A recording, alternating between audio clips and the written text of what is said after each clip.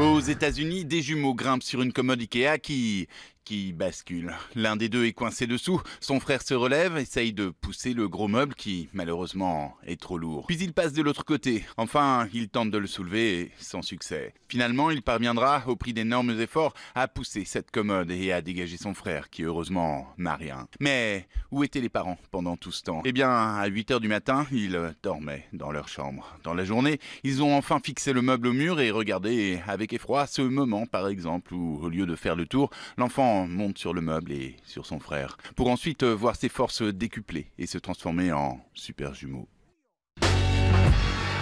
Aujourd'hui, en Grande-Bretagne, c'est Fat Cat Wednesday, le mercredi des gros chats. Autrement dit, à l'heure du déjeuner, aujourd'hui, quelques centaines de patrons et de traders de la City ont déjà gagné depuis le 2 janvier ce qu'un salarié moyen gagnera pendant toute l'année 2017, soit 33 000 € en 2 jours et demi. Des rémunérations de gros chats, donc, dit cet économiste, qui n'ont souvent rien à voir avec les piètres performances de certaines entreprises.